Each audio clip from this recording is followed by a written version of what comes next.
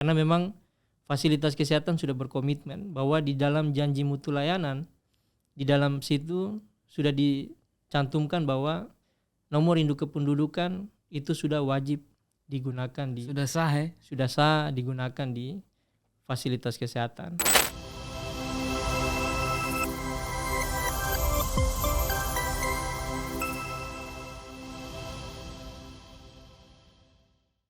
Salam jumpa Sobat Tobi dimanapun berada. Kita jumpa di podcast pemerintah Provinsi Papua yang dikelola oleh Dinas Kominfo.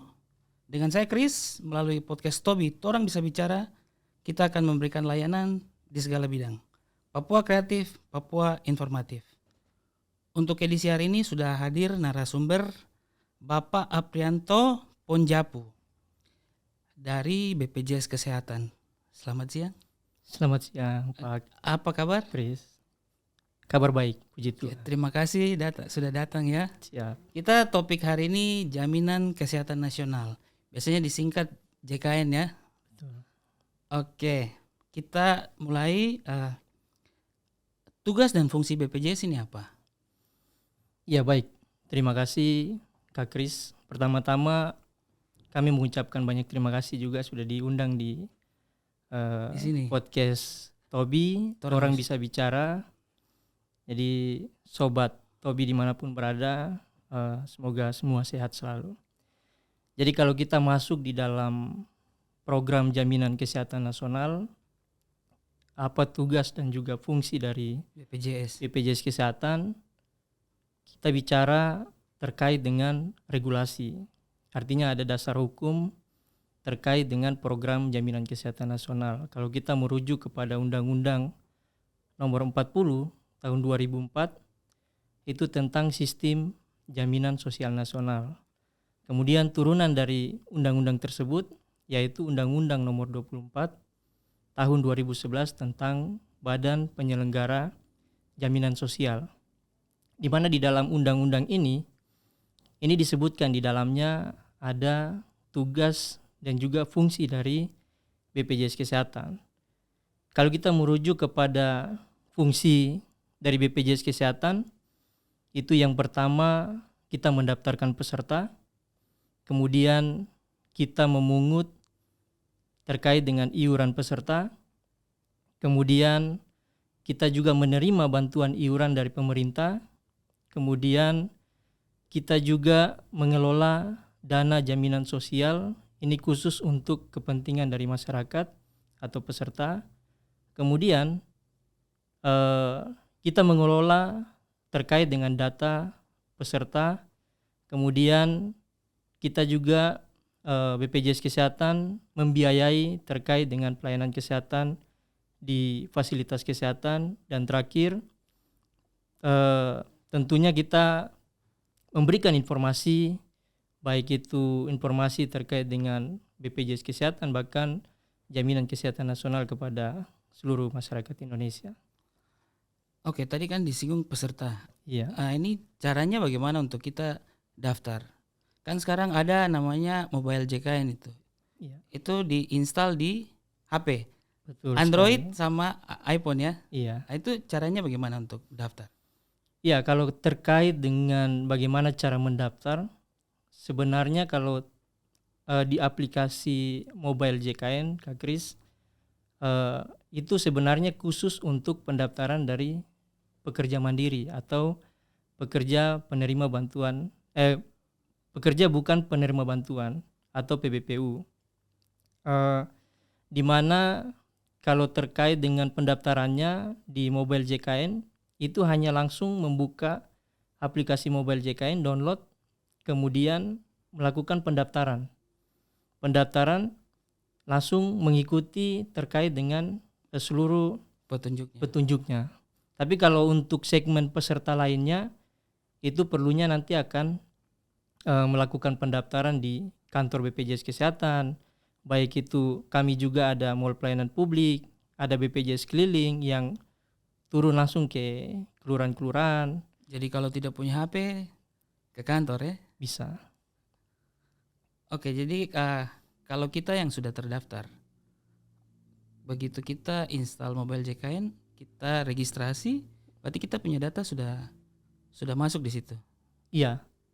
Kalau terkait dengan kepesertaan yang bisa kita lihat di aplikasi mobile JKN, selama peserta itu dia sudah memiliki identitas kepesertaan program jaminan kesehatan nasional, maka peserta itu bisa melakukan registrasi di dalam aplikasi mobile JKN, sehingga dia bisa melihat di dalamnya itu terkait dengan informasi kepesertaannya. Kemudian kalau dia peserta mandiri, dia bisa melihat iurannya, kemudian ada lokasi peserta, kemudian dia bisa melakukan perubahan data dan mengecek status pelayanannya di rumah sakit, itu bisa kelihatan. Itu bisa diganti-ganti, macam tiba-tiba kita kita jalan dinas nih contohnya. Terus kita ada di Jakarta dan kita mau pakai BPJS, dari aplikasi ini kita bisa rubah-rubah begitu ya. Iya, jadi kalau di aplikasi mobile JKN terkait dengan perubahan FKTP, pada prinsipnya di aplikasi mobile JKN bisa. Cuman ada ketentuan di mana kalau dia belum sampai 3 bulan, artinya dia baru. Iya, ketika dia sudah terdaftar, contoh saat ini, kemudian dia mau merubah bulan depan, itu di aplikasi mobile JKN tidak mengakomodir. Jadi dia nanti lebih dari 3 bulan baru bisa dilakukan. Tapi kalau kita pulang kembali ke Jayapura terus kita kasih pindah lagi bisa? Bisa. Tapi itu catatannya di atas 3 bulan ya? Iya, di atas 3 bulan. Tapi sebenarnya kalau kondisinya ketika dia melakukan perjalanan dinas, kemudian dia kembali, sebenarnya bisa langsung tanpa harus 3 bulan. Itu menunjukkan saja surat tugasnya. Nanti kita pindahkan. Oh iya. Kan jadi seperti itu. Setiap kita mau jalan dinas tuh ada SPPD betul. SPT iya. Betul. Di dalam mobile JKN ini kan juga ada susunan daftar keluarga. Nah, seandainya kalau ada perubahan, seandainya macam ada anggota keluarga yang baru atau anggota keluarga yang sudah tidak ada, itu bagaimana? Di dalam aplikasi juga bisa.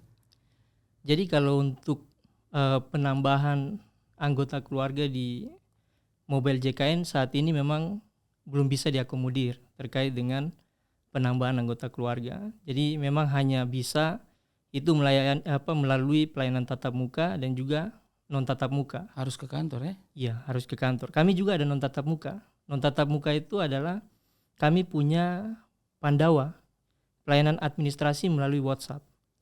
Oh, lewat WhatsApp. Melalui WhatsApp. Jadi bisa artinya Pandawa ini hampir sama ketika Pak Kris datang ke kantor BPJS Kesehatan. Jadi dia melalui nomor 0811 8165 165. Dia melakukan perubahan data di WhatsApp tersebut via WA. Jadi nanti dilayani oleh seluruh, kami punya petugas yang ditugasi untuk menindaklanjuti yang operator itu di WA ya. Betul. Jadi setelah itu, tapi nanti dalam aplikasi dia berubah. Iya. Karena sudah dirubah secara langsung. Iya. Nanti ketika sudah dilayani, petugas kami membalas terkait dengan yang di WA, maka nanti peserta tersebut dia bisa mengecek di mobile JKN-nya bahwa kepesertaannya sudah berubah loh, atau ada penambahan di dalam sistem aplikasi mobile JKN. Nah, kemarin terakhir kan ada berita NIK, kita sudah bisa berobat pakai NIK. Itu bagaimana? Ya, jadi kalau terkait dengan nomor induk kependudukan, memang sesuai dengan tahun lalu itu sudah dilakukan sosialisasi bersama dengan Dirjen Dukcapil Pusat, di mana BPJS Kesehatan sudah memberlakukan terkait dengan nomor induk kependudukan. Jadi ini secara nasional. Nasional ya? Secara nasional kami atau peserta ini bisa melakukan pendaftaran bahkan mendapatkan pelayanan di fasilitas kesehatan baik tingkat pertama dan juga rujukan itu dengan menunjukkan NIK saja. KTP. Begitu, Kak Kris. Kalau kita sudah punya BPJS Kesehatan, terus wajibkah tidak kita punya asuransi kesehatan lagi gitu? Oh ya, jadi kalau terkait dengan kewajiban dari program JKN ini kalau kita merujuk di dalam Undang-Undang Nomor 24 Tahun 2011 dan juga Peraturan Presiden Nomor 82 Tahun 2020, di mana kalau di dalam regulasi itu disebutkan bahwa setiap penduduk Indonesia itu wajib harus terdaftar sebagai peserta JKN. Begitupun juga peserta asing atau orang asing yang berdomisili paling lama 6 bulan itu wajib harus terdaftar sebagai Jadi peserta WNA juga JKN. bisa Betul. jadi masuk di JKN ya. Betul Kak Kris. Jadi wajib. Jadi kalau terkait dengan dia sudah memiliki asuransi lain, sebenarnya asuransi lainnya ini sebagai penjamin kedua dari tambahan dari kepesertaan dari JKN-nya. Jadi ketika contoh dia masuk rumah sakit, kemudian ada contoh dia naik kelas saja. Naik kelas, selisihnya ini yang bisa di-cover oleh penjamin kedua. Ya, asuransinya. Seperti gitu ya. itu. Oke, tarif BPJS Kesehatan yang baru nih berapa? Ya. Kalau terkait dengan iuran kepesertaan dari JKN KIS untuk peserta mandiri ini kelas 3 ini 35.000. Kemudian kelas 2 itu 100.000. Kemudian kelas 1 150.000. Tapi kalau untuk kelas 3 sebenarnya untuk iurannya itu sendiri 42.000 Kak Kris. Cuman ada subsidi 7.000 yang dibiayai oleh pemerintah ke BPJS Kesehatan. Jadi itu caranya kalau tidak salah kan adiknya saya kan mandiri. Jadi itu ada nomor virtual kah untuk transfer gitu? Iya. Kalau untuk nomor virtual account itu memang ketika pesertanya dia mendaftarkan diri, nanti kami akan menerbitkan terkait dengan virtual account. Jadi itu sejenis seperti rekening, nomor rekening. Transfer di situ ya? Iya. Sebenarnya bukan transfer, ada menu yang memang di dalam sistem bank itu khusus BPJS Kesehatan. Karena kalau dia transfer beda. Jadi nanti dia uangnya takutnya tidak masuk ke BPJS Kesehatan, tapi kalau di sistem bank ada sendiri. Langsung BPJS. isi virtual account. Iya. Oke, terus perbedaan kelas 1, 2, 3 ini apa perbedaannya?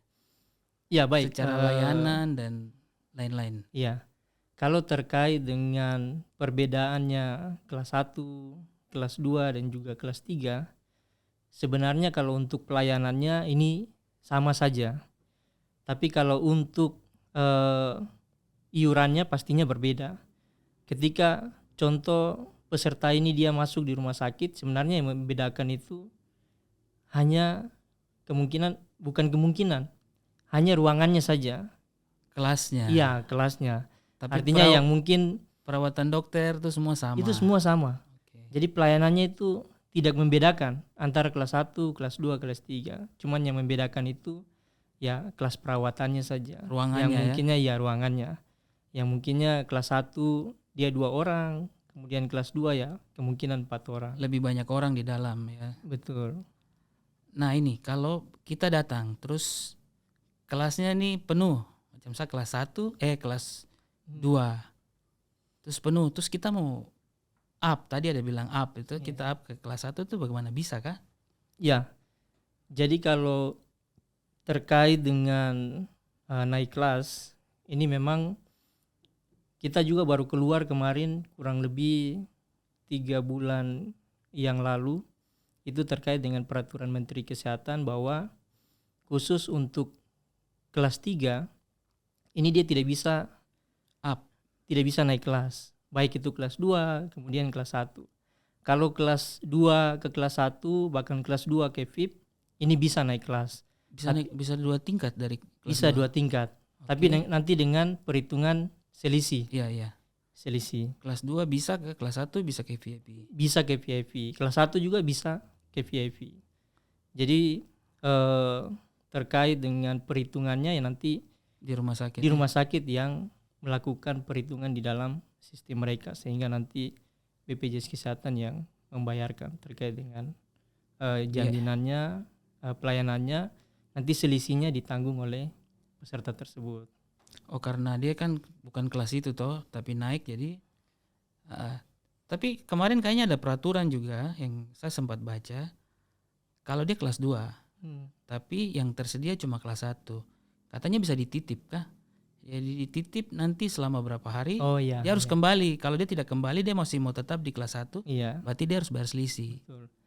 Jadi gini, Kak Kris, kalau terkait dengan ruang kelas yang memang penuh, ini kalau kita mengacu ke perjanjian kerjasama antara BPJS Kesehatan dengan rumah sakit, ketika kelas perawatan, hak dari kelas perawatan peserta tersebut penuh, maka dia wajib dinaikkan ke perawatan yang lebih tinggi. Satu tingkat.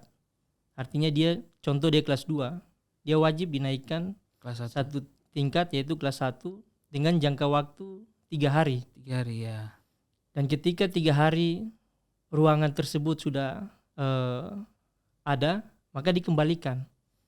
Dia turun kelas lagi. Ya, dikembalikan di kelas 2. Tapi kalau peserta tersebut artinya ruangannya masih mau tetap. Ya, mau tetap di kelas 1, ruangannya contoh, ruangan kelas 2-nya dia belum terbuka, artinya belum ada.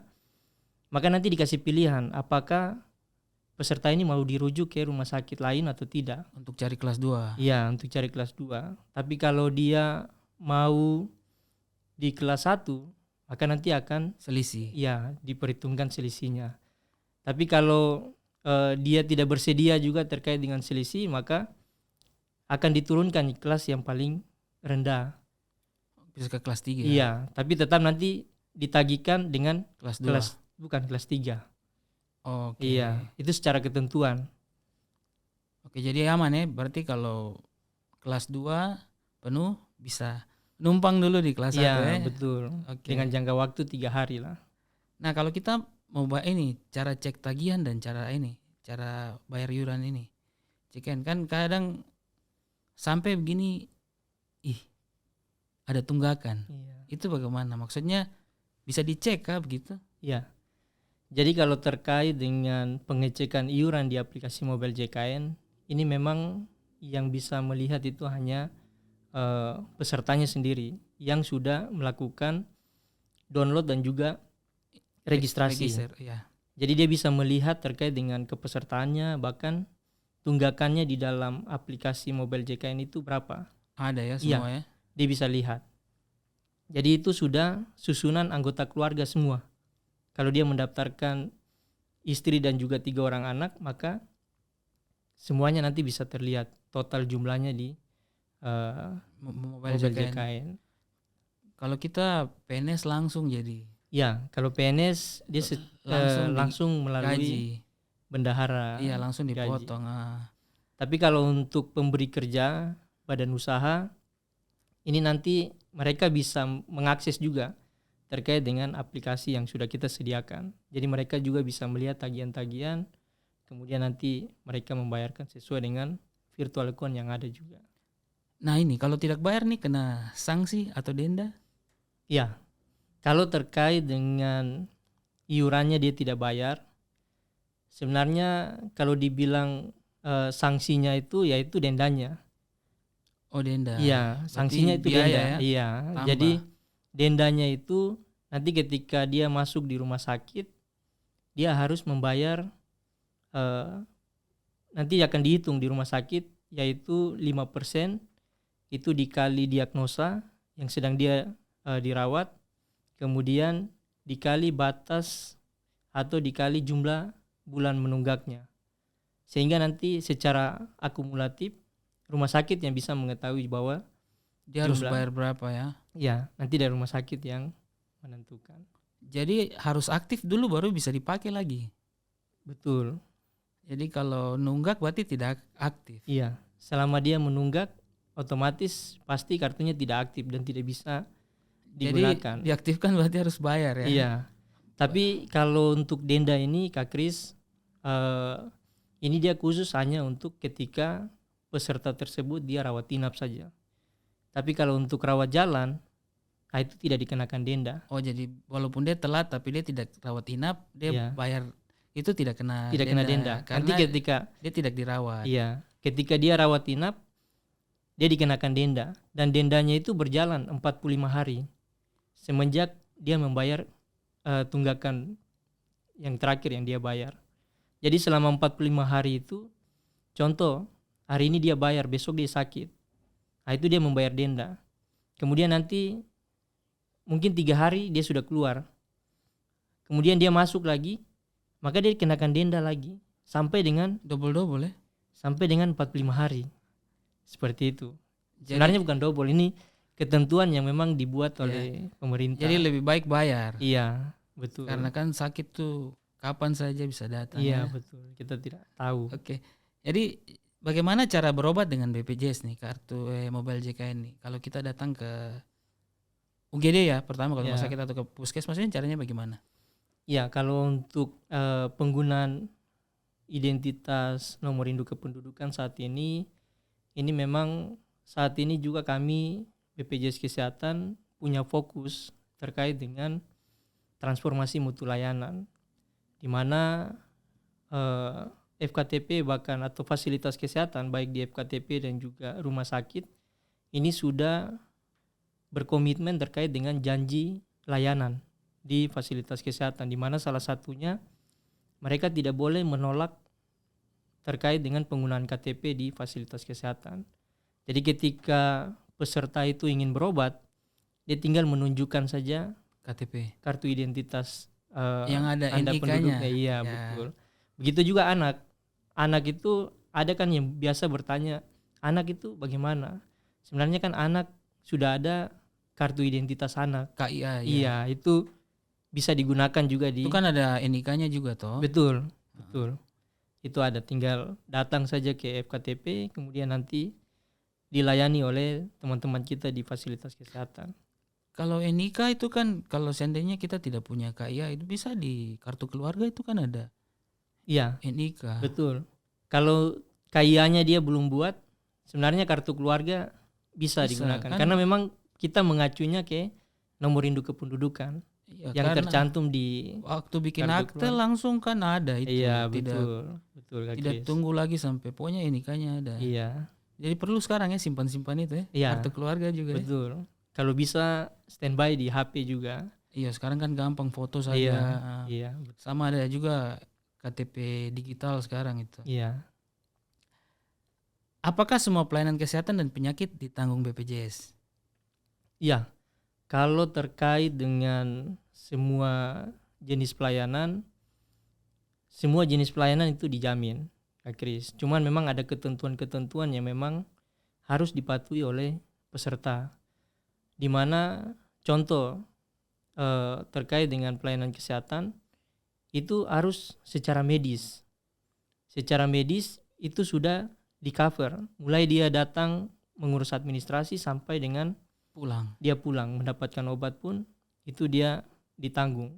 Jenis penyakit pun sama, selama dia indikasi medis bahwa ditanggung atau di cover oleh JKN, ya maka BPJS Kesehatan yang nanti akan mengcover terkait dengan biayanya. Biaya, ya. Iya.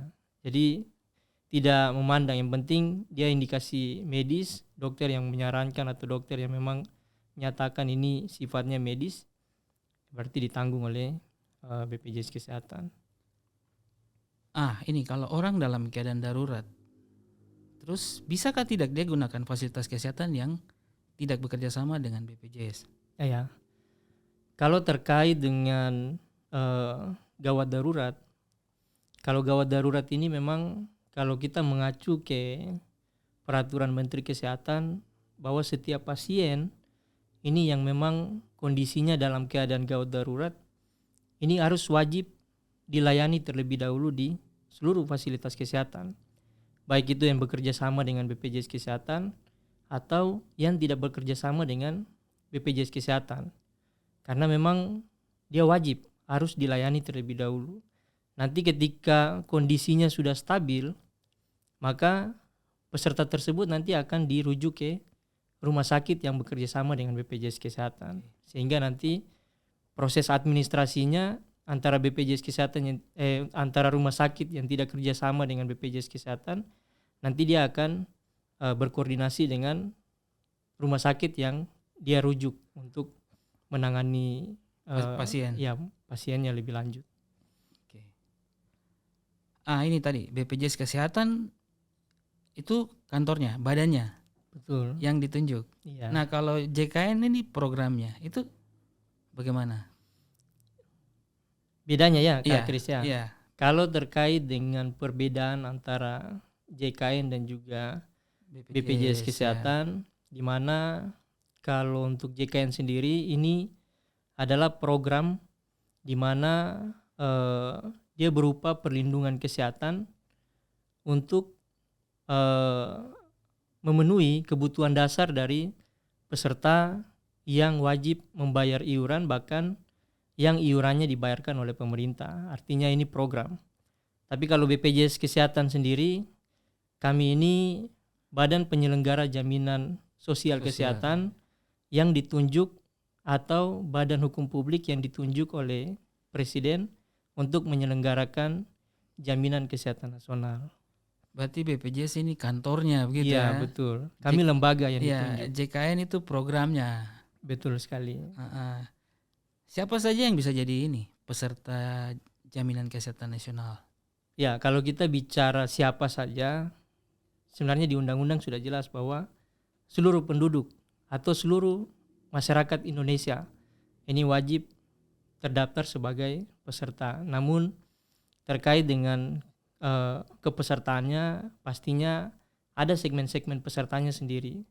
Baik itu segmen pekerja penerima upah, baik yang PNS, kemudian badan usaha, kemudian ada TNI Polri, kemudian ada juga peserta mandiri, kemudian juga ada yang biasanya disampaikan yaitu penerima bantuan iuran yang iurannya dibayarkan oleh pemerintah, baik itu pusat dan juga daerah. Ponakan saya tuh kan waktu sakit kita kasih tunjuk NIK ternyata aktif. Ya.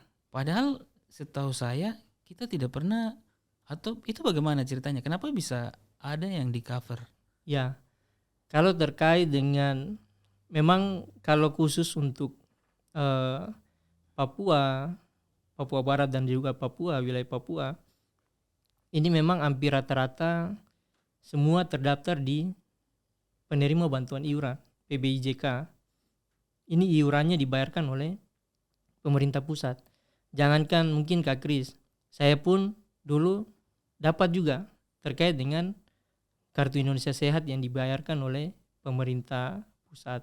Cuman saya kembalikan karena memang kepesertaan saya sudah bukan orang mampu lagi. Artinya saya sudah memiliki jenis kepesertaan sendiri yaitu dari instansi. Sehingga saya kembalikan langsung dinonaktifkan. Dikembalikan kenapa? Ini untuk menggantikan masyarakat-masyarakat yang memang orang lain bisa dapat. Iya, orang yang tidak mampu, yang fakir miskin bisa nanti digantikan oleh kepesertaan yang kita kembalikan itu. Oke. Katanya kan kemarin-kemarin itu harus ke puskesmas dulu. Tidak boleh langsung ke rumah sakit. Oh iya. Itu prosedurnya bagaimana sebenarnya? Iya.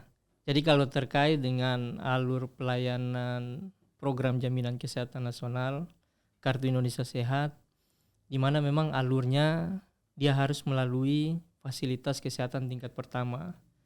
Di fasilitas kesehatan tingkat pertama nanti akan dilayani oleh dokter penanggung jawab. Nanti ketika dokter penanggung jawabnya menyatakan bahwa peserta ini bisa dilayani di FKTP, maka peserta tersebut nanti sudah bisa langsung pulang. Dia bisa langsung pulang kemudian ambil obat-obatannya. Tapi kalau dinyatakan bahwa ini membutuhkan pelayanan lanjutan di rumah sakit, maka nanti akan dibuat rujukan. Dibuatkan rujukan di fasilitas kesehatan rujukan yang ditunjuk oleh peserta. Kemudian nanti dilayani, kemudian nanti kalau sudah selesai ya peserta tersebut bisa langsung pulang atau mengambil obat kemudian langsung pulang. Tapi kalau di rumah sakit tersebut dia harus membutuhkan lagi pelayanan yang lebih rawat inap. Iya. Sebenarnya kalau rawat inap itu nanti ditujukan di polinya. Di polinya nanti melihat apakah kondisinya harus dirawat inap, maka nanti dibuat surat untuk lanjutan yaitu rawat inap. Tapi kalau kondisi rumah sakit tersebut terkait dengan sarana prasarananya tidak lengkap, maka nanti dia akan merujuk ke rumah sakit yang lebih tinggi. Contoh kalau di sini rumah sakit paling tinggi yaitu tipe B, Dok 2. Rumah sakit Dok 2. Iya, sarana prasarananya tidak lengkap, maka nanti dia akan merujuk ke rumah sakit di luar dari Papua. Oh, bisa ke Ya, Makassar, itu terkait dengan gitu ya. Sarpras yang memang tidak mendukung untuk mengobati pasien tersebut. Jadi kemudian ketika selesai ya peserta bisa langsung mengambil obat, bisa langsung pulang. Tapi lain hal bedanya kalau peserta itu gawat darurat. Langsung UGD. Ya, kalau dia gawat darurat bisa langsung UGD. Tapi dengan kondisi yang memang bisa mengancam nyawa, bisa menyebabkan dia bisa mendapatkan kematian langsung saat itu. Nah, itu bisa langsung ke. Itu beda ya. Iya. Tapi bisa langsung kalau di UGD. Pada prinsipnya bisa, cuman memang harus kondisi-kondisi kasus yang memang berbahaya. Berbahaya. Cuma nanti akan dilihat lagi oleh dokter penanggung jawab di UGD bahwa ini masuk kriteria gawat darurat atau tidak. Seperti itu. BPJS ada punya kerjasama dengan Pemprov Papua kah tidak? Ya, kalau terkait Pemprov atau kerjasama dengan pemerintah Provinsi Papua, ini memang sampai saat ini kalau secara teknis kepesertaan kami belum melakukan kerjasama. Artinya masyarakat contoh sekarang kan yang lagi isunya ini kan KPS, Kartu Papua Sehat. Kartu Papua Sehat. Ini memang Kartu Papua Sehat ini belum terintegrasi ke BPJS Kesehatan. Cuman memang saat ini kita lagi dengan Pemprov lagi menyusun terkait dengan juknis penjaminan komplementer. Komplementer ini jaminan yang peserta jaminan-jaminan yang memang tidak masuk di dalam penjaminan BPJS Kesehatan ini yang nanti di cover oleh pemerintah provinsi. Nah, ini yang kita lagi kemas dalam bentuk mungkin lagi penyusunan di atas dengan tim-tim, lagi penyusunan terkait dengan juknis sehingga nanti ketika juknis ini sudah tersedia, maka nanti akan dilakukan penandatanganan antara BPJS Kesehatan Kanwil atau Kedeputian Wilayah 12 Jayapura dengan Pemprov Papua. Provinsi. Kayaknya kalau yang Papua Barat ada ya kerjasamanya. Kalau Provinsi Papua Barat sudah bekerja sama. Itu bagaimana kerjasamanya? Jadi kerjasamanya ini terkait dengan Universal Health Coverage, di mana dia sudah menjamin seluruh UHC itu ya? Iya, seluruh masyarakatnya di Papua Barat. Sehingga kami BPJS Kesehatan ya mengcover masyarakat-masyarakatnya yang contoh ketika dia ingin mendapatkan pelayanannya, ingin mendapatkan pelayanan di rumah sakit, itu bisa kita langsung jaminkan. Artinya kita daftarkan langsung kartunya aktif dan langsung dia bisa mendapatkan pelayanan. Tapi kalau saat ini kita belum bekerja sama sehingga ketika ada yang mungkin masyarakat yang sakit, nah ini belum bisa kita daftarkan secara langsung di BPJS Kesehatan. Kita biasanya arahkan mereka atau arahkan peserta ini ke wilayah-wilayah kabupatennya sehingga mereka nanti berkoordinasi dengan dinas sosialnya, kemudian nanti didaftarkan melalui daerahnya masing-masing. Dari kabupatennya? Iya, dari kabupaten. Oke, kita mungkin cukup. Siap. Tapi sebelum kita tutup, ada pesan buat pengguna BPJS? Ya. Baik, kalau terkait dengan pesan kepada seluruh masyarakat yang pengguna BPJS Kesehatan atau sudah terdaftar sebagai peserta Jaminan Kesehatan Nasional, mungkin saat ini saya mengimbau saja, tidak perlu lagi cemas terkait dengan pelayanan, karena memang kita sudah bekerja sama dengan fasilitas kesehatan, baik itu di FKTP, di rumah sakit, bahwa saat ini kita sudah merancangkan untuk peserta itu mudah mendapatkan pelayanan di fasilitas kesehatan. Kita juga sudah membuat beberapa inovasi terkait dengan sistem-sistem, kemudian berkoordinasi dengan fasilitas kesehatan sehingga peserta ini tidak kesulitan untuk mendapatkan pelayanan kesehatan. Kemudian yang kedua terkait dengan penggunaan NIK. Saya mohon kepada seluruh masyarakat, kalau memang masih ada fasilitas kesehatan, baik itu di FKTP, di rumah sakit yang masih menolak terkait mempersulit ya, terkait dengan penggunaan KTP di fasilitas kesehatan, mohon dapat menghubungi BPJS Kesehatan untuk bisa dilaporkan, sehingga ini nanti kami akan mengadvokasi kembali terkait dengan penggunaan NIK karena memang fasilitas kesehatan sudah berkomitmen bahwa di dalam janji mutu layanan, di dalam situ sudah dicantumkan bahwa nomor induk kependudukan itu sudah wajib digunakan sudah sah digunakan di fasilitas kesehatan. Jadi masyarakat yang belum punya NIK, kalau untuk masyarakat yang belum menggunakan atau belum ada NIK, ini memang biasanya datang ke kantor, kita arahkan untuk mereka mendaftarkan diri ke Dinas Kependudukan sehingga mereka punya NIK dulu baru bisa memiliki NIK. Karena memang kami mandatori bahwa NIK ini memang wajib ada di sistem jaminan kesehatan nasional. Semuanya dasarnya dari situ ya.